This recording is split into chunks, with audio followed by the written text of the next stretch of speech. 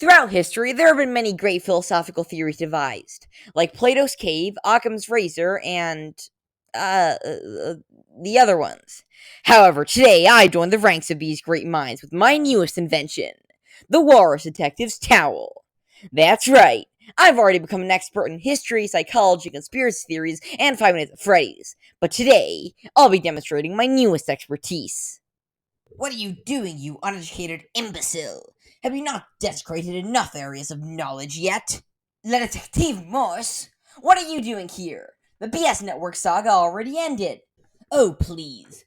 We all know that your capitalist series like this always branch off into expanded universes. Or have you been too lazy to even start thinking of your next installment? Your pretentious criticisms won't work on me. I'll have you know that I watched over 50 of those inspirational quote videos on YouTube, so I'm practically at the level of Socrates. You blundering fool! You are nothing but a mere shadow puppet of real philosophy inside your cave of ignorance. Whoa there, Detective Morse. Don't fall off that soapbox. This is my video, so I'll be showing the audience the true meaning of philosophy, not your snobbish abstract diatribes. So with this in mind, what is the Walrus Detective's Towel? Well, imagine that you are at an Undertale roleplay convention with all your friends. And yes, this is an essential part of the plot.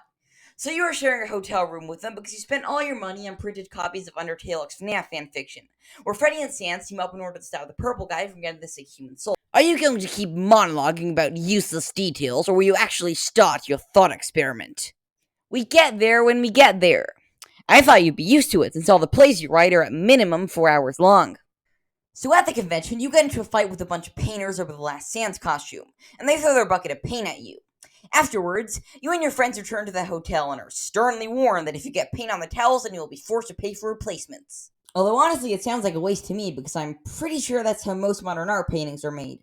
This is unfortunate because since most people at the hotel are attending nearby conventions, they decided that there really wouldn't be any need to put showers in the rooms. Upon hearing this warning, you are both careful. However, your friend accidentally gets some paint on the towel, meaning that he won't have to pay for it. But this puts you in an interesting position. You can now use the towel with no consequences because your friend is already taking the blame. So the big question here is, would it be immoral to do this? Well, on one hand, if you did do it, then it could be said that you are shifting blame. However, further damaging the towel won't change anything, because it's being thrown out anyways, which means that this would allow you to clean yourself without causing harm to anyone else. You do know that towels can be cleaned, right? Or are you so self-absorbed with your meaningless ramblings that you've forgotten how washing machines work? Nice nitpicking, but it seems that despite all you talk about deeper meaning and stuff, you fail to grasp the real question here. It's not about the towels. It's about whether an action that doesn't hurt anyone can be considered immoral. The towels are just an example. Did you just use my own tactics against me? Truly an example of tragic irony. But it seems your arrogance has reached such levels that you somehow believe that in thousands of years of philosophy, you are the first to discover this question. Why would you waste time reframing a general idea into specific context to better understand it? As we all know, real philosophers only deal with abstract, complexly worded ideas with no grounding in reality. I've had enough of your shenanigans.